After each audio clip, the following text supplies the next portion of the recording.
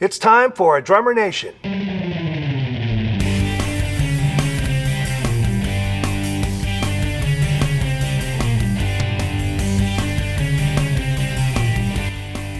Adam Nussbaum has played with a virtual who's who in the jazz world, including John Abercrombie, Michael and Randy Brecker, Stan Getz, and Joe Sample. He is an in-demand educator doing clinics and master classes at such institutions as Berkeley, NYU, the New School, and numerous conservatories around the world. He's authored and produced The Art of Playing Brushes, a multi-DVD offering from Hudson Music, and has been involved in instrument design with Zildjian and Sonar. His new release as a leader is called The Leadbelly Project. Sound Synergy's Percussion Care lubricants and conditioners include a series of 3 products for total drum kit care and maintenance. Percussion Care products in your gig bag ensures your entire kit will always look and sound its best. Check out their website at soundsynergies.net. I absolutely love playing drums, and I couldn't imagine not having that in my life. And I really, if I could help facilitate that and have an impact on your life so that you can play drums, that means the world to me. Drummers seeking a quick and easy way to muffle bass drums on the fly, look no further. Muffbone offers an effective way to instantly dial in your sound in just a few seconds while seated at the kit. Find out more at muffbone.com. When seated at the drums, pressure on the tailbone, lower back, and hip joints can lead to pain. Only Carmichael drum thrones are scientifically designed to relieve and prevent discomforts associated with prolonged sitting. Carmichael Thrones, we got your back. Created specifically for practice sessions, quiet tone practice cymbals by Sabian are designed to respond and feel like traditional cymbals, right down to their clearly defined bell, so the drummers won't have to change the way they play. Quiet tone practice cymbals by Sabian. Hi, this is Stanton Moore. I've been playing and teaching drums for over 30 years. My new site, Stanton Moore Drum Academy, is the perfect online drum learning platform for any level drummer to learn how to play the drums the same way I did. I'm looking forward to seeing a lot of you as subscribers on the site, and I think we're going to have a lot of fun. You teach and have taught for a long time at NYU and the New School, right?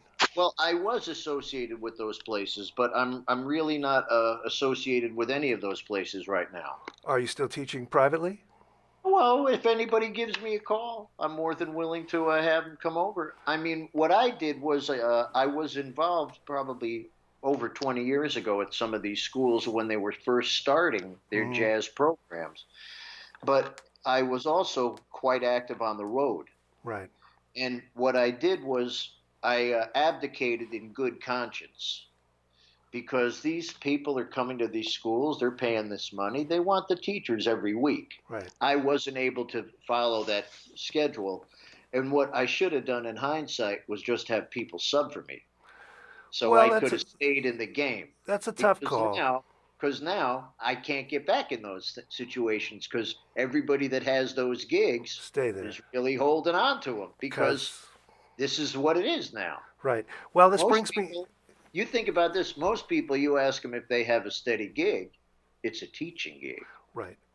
And that brings me to another question I always ask educators, is that there are thousands of drummers coming out of schools every year, and there is decidedly less work. So how does that play out? What do you tell a young kid who's coming up? It's an interesting time. I think you have to be prepared to figure out what you're going to do in this world. The world is definitely different than it was when I came up. For years, drummers have been seeking a quick and simple way to control bass drum muffling. Muffbone offers an effective new way to change your sound in a matter of seconds without leaving the throne. Muffbone fits between the batter head and the arms of any pedal, allowing full movement of the footboard and beater. Its positioning can be easily changed to dial in the precise sound required. Muffbone is perfect for live and studio work and is recommended by Peter Erskine, Jeff Hamilton, and Joe LaBarbera. Find out more at muffbone.com. I grew up analog, like you. Now everybody's growing up digital. We grew up with an understanding of actual. Right. Now, this is virtual times we're in. I think if somebody wants to be a musician, it has to be because it's stronger than they are. if you wanted to make an intelligent move as far as making a living and things like that, there's no guarantees with music. And I think understanding about music and the process of playing music is a fantastic endeavor. There are no guarantees. It has to be because you love it, and it has to be stronger than you. Uh, Well, you know, if you're thinking about it, if you're thinking about doing it, then you shouldn't do it. If you have to do it because there's a need and it selects you, that's another story. I exactly. think there's opportunities out there in the world for them to maybe find some kind of jobs. I still feel the greatest learning experience I've had has been through experience. Mhm. I've learned more through the experiences than I have through the process of just learning. Mhm. It's kind of I learned by doing, not learned by learning. I was I learned more getting fired than when I ever got hired. And it's another time now. And I think they're going to have to figure out places to do it. I mean, any situation where well, let's for instance, let me back up a minute. When you're a student, it's very important that you have fun with your friends. Play with your friends, go wild, go crazy, get out of your comfort zone. And then also have experiences with elders where you have real parameters that you have to follow. Because between the yin and the yang of those two things, limitations can also open up profound uh, opportunities for learning things. Mhm. And I think it's very important that you have both things. And so I think it's getting harder for the young musicians to play with the elders. So there's more time being spent playing with themselves, and that's great. But at the same time, that other aspect of playing with masters, that's something which I think is becoming a little less present. Harder and harder to do. And you need somebody in your life to kick your ass somewhere along the way. We all need that. Yeah. Absolutely. Absolutely. I've had quite a few, and some of them were musicians and some of them were not musicians. We Mhm. have these Mhm. people that come along in our life that have a profound effect on us. And So, almost every great drummer has been fired from some gig, and they've oh man, turned it into positives. that's it. You have to learn how to do that. That's normal. I mean, mistakes are opportunities for learning, Mhm. There you go. and you need to have that. Okay, you got fired from a gig. Now, why did this happen? How can I learn from this? These are things that are necessary to do. Like we all get nervous. Now, what do you do with that nervous energy? Mhm. You have to learn how to channel in the right way so you can focus and help that to help you, not hurt you. These are great A lot of answers. things. There are a lot of things that go on way beyond the hands. Mhm. Mhm. I mean, something I say quite often when I'm hearing a lot of the younger musicians, they have so much ability. They just have yet to figure out the sensibility. It's a good way to put it. And that takes time. It I mean, does. I mean, you hear kids coming up who do more with their feet than I can do with my hands. I mean, they're just oh man, amazing technical prowess and independence out the yin yang, but not necessarily mature musicians. well, how are you supposed to be mature when you're a kid? It's a good point. You can't. It's very difficult. And then you might be extremely mature on a musical level, but there's always the curse of the prodigy. I mean, that's a rough thing too. When you have these people that are amazingly gifted so early in their life, the musical ability is one thing, but then we got to deal with this whole thing called life. That's not Yep. easy. At the trade shows when I had my company, we'd always see some 10, 11-year-old kid sit down and burn, and you just thought, I just would think, well, I hope the best for this kid. It's great that he's got that, but it doesn't mean anything yet. He's still got a lot of work to do, and it's just a maturing process everybody has to go through. Yeah, I mean, it's it's just all part of the journey. Mm-hmm. And it's fascinating to see how it is. I mean, I'm in this for the long haul.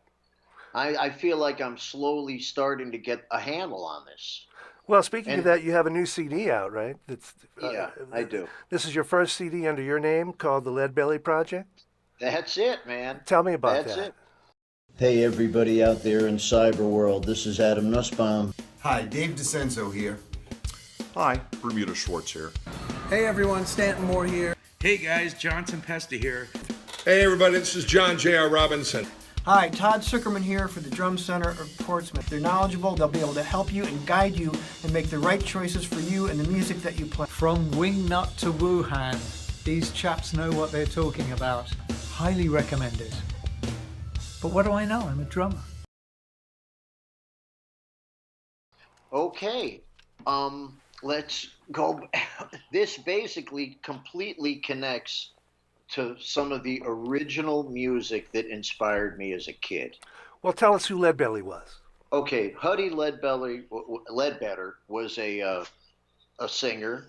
He was from down in the South. He basically sang a lot of folk songs and things that were part of that time, and music that came out of the fields, and just dealing with the entire realities of rural life down in the South. And when was this? What was the time frame? I think he was in the early, like the 20s and 30s. Yeah, early 20th century. Right. And he was recorded by a gentleman named Alan Lomax. And these were recordings that were done probably right there out in the fields or wherever. And he would play the 12-string guitar.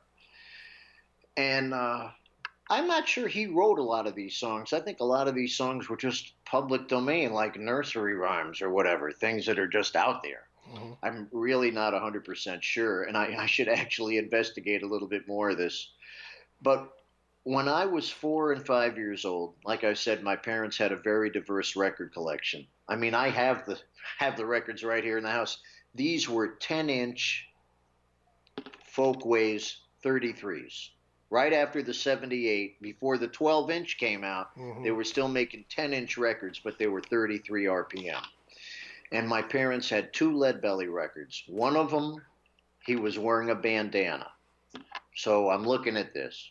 And the other one, he's wearing a 3-piece suit with a 12-string guitar, and he's got a bow tie on, and he's got this salt and pepper gray hair and these piercing eyes and this big 12-string guitar. So that's like the urban man with the suit, and the other one was the country man with the bandana. And I used to listen to these records all the time. And then I was thinking recently, I've been hearing so much music that's been coming out that sounds like math and science projects. And my feeling is, something I've noticed over time, when you're playing with great musicians, you don't need to give them anything complicated. You just need to give them a springboard and a vehicle to improvise. So I was thinking, what can I use with some simple themes that are connected to my experience? And I remembered Lead Belly. So I basically pulled out these records that I haven't listened to for at least 50-something years. I put them on. I remembered every little nuance of these records because I heard them at a time when everything could really go in there. And I listened to them a lot. So it just wasn't in here. It was in my whole being. And that was incredible, because I remembered everything and all the nuances of the guitar and his singing, and that was kind of far out to just understand the things that go into you early on before we got too much crap in here burned deep inside you. It's kind of scary, huh? You listen to I could listen to an old record, and I memorized the solos, and Totally. I didn't even know I had.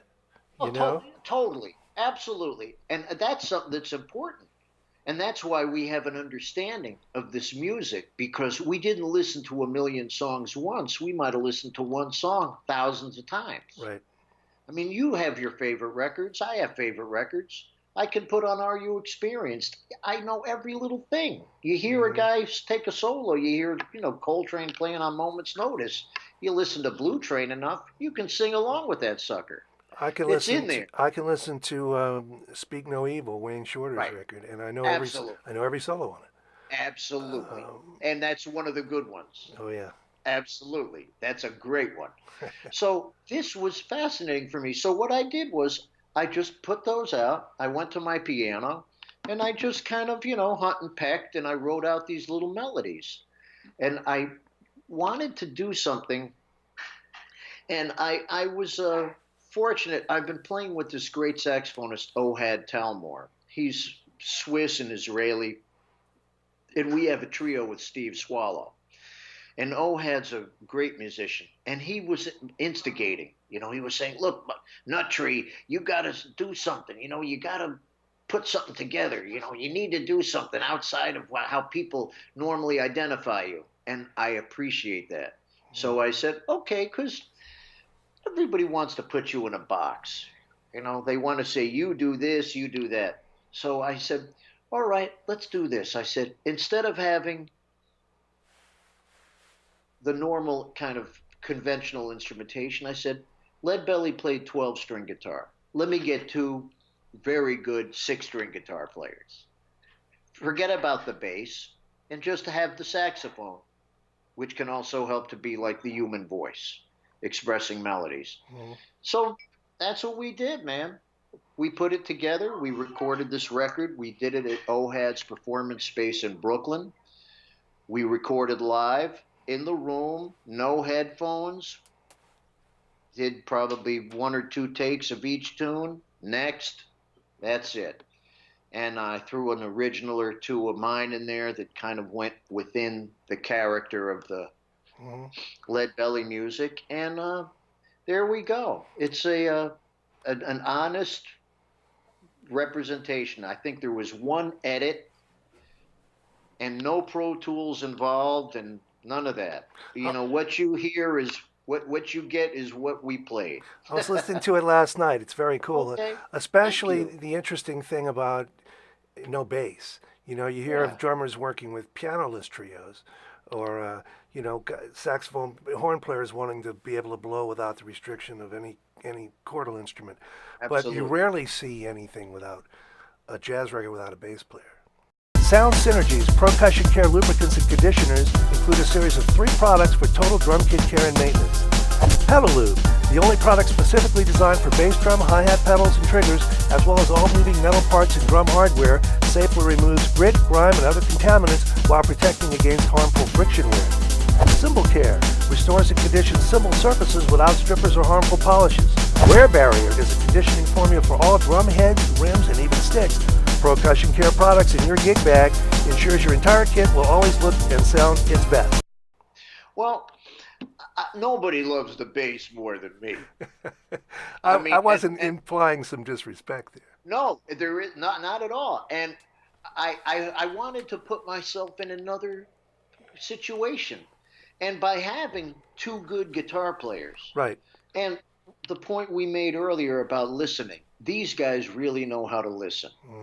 And the thing they're also very sensitive about is if one guy is up, the other guy is going to be down. Right. Nobody's going to be in the same place at the same time.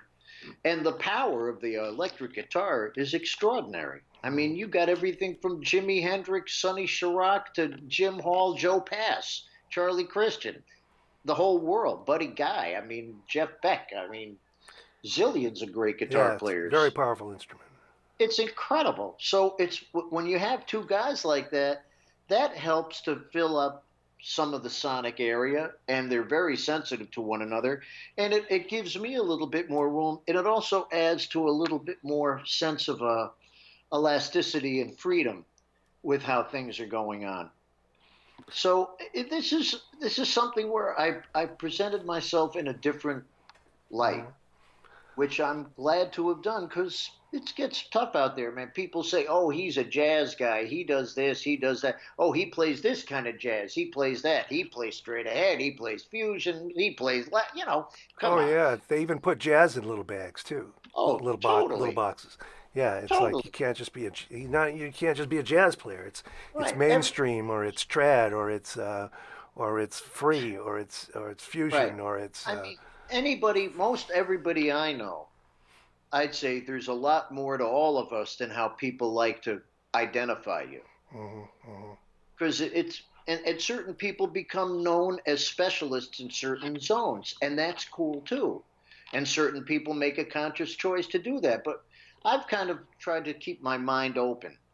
I mean, I'll be honest and say probably 90% of what I do is not correct, but it sounds good. So, well that makes it correct, doesn't it? well, it's just about how do you get inside the music. And what I really enjoy about playing with these gentlemen, there's Steve Cardenas on guitar and Nate Radley on guitar. These are both wonderful cats, and we're all well aware of the traditions, but we're not handcuffed to Right. the past. Right. We are deeply committed to an understanding, and we all have a foundation. And I think that's something that's very, very necessary. Um, Getting back to that whole thing about regardless of the genre, if you got a good sound, if you got good lines, you got good time, you got good feel, that goes beyond anything. It's good music. The other day, somebody sent me a video clip of Rubinstein, Piatigorsky, and Heifetz playing in a trio situation. Wow. And man, these cats, it was so great because it was just hearing how they were listening, reacting within the whole zone of playing written music. But the whole thing is the interpretation and what they're bringing to it. And they all had great sound. It was fantastic, and it goes beyond genre. Hi, Todd Zuckerman here. I'm talking about the Carmichael Throne. I've been using it for 3 years, and I'm a firm believer in it, being that I was a sufferer of lower back pain and some chronic back issues. And I always try to sit up and have really good posture so that tailbone sits right in the crevice. It really is a life changer. So yeah, if you have any fatigue, any physical problems, you really owe it to yourself to check it out. Danny, thank you not only for saving my butt, but for saving my back as well. Well, that brings us full circle to kind of where we started. We're about out of Yeah. time, but I'd love to have you back anytime. There's so many topics I could go an hour with you on any one of them. Oh man, there's so many things we could talk about. I'm just glad that you're doing this. You're providing a great service for the community, and people. I mean, I need to watch more of your shows. I know you have them out here online. You've had many of my worthy constituents out there, and it's great what you've been doing, man. Well, thank you so much. I felt lucky because I had a cymbal company for so many years, and I knew so many Yeah. people in the industry, and I had gotten involved in producing these kind of video things just for marketing. I thought, Right. let me do something where I talk to these cats and let's see what they have to say. And now that it's a digital world, who knows how long this stuff will last? Oh no, this is fantastic. I mean, when I did this brush DVD, I was thinking to myself, we got to do this now. Yeah. I mean, it should have been done in 1960 when you had people like Papa Joe, Brunel, Philly, Shelly Manne, O'Neill, Spencer. That's the name.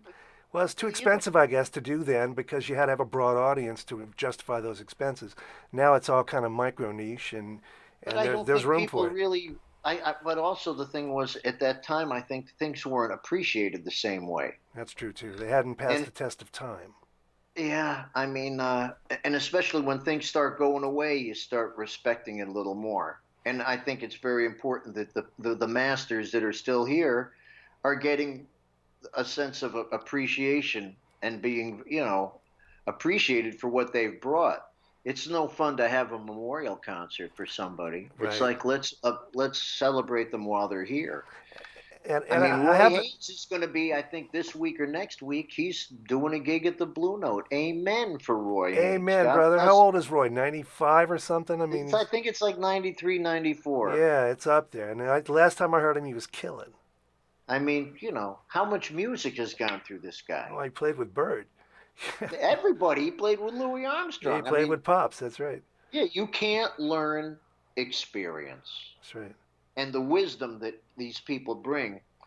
I'm going to drop a great acronym that I heard recently, and it really applies to music. The word time, this I must earn. I like it. That's Well, a deep one. There's the Man, title. we could be here all day. There's the title for our show. So I'll let you go on that, Adam. But thank you so much for being a guest, and let's talk again soon. Absolutely. Thank you, Michael. All right, brother. All right, man. Aloha. Aloha. Oh, ciao.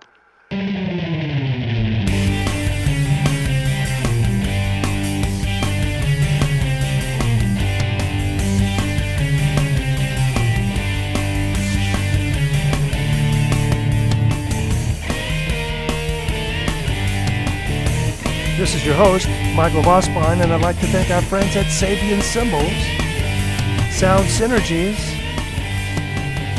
Stanton Moore Drum Academy, and Drum Center of Portsmouth. Thanks for watching. We'll see you next time.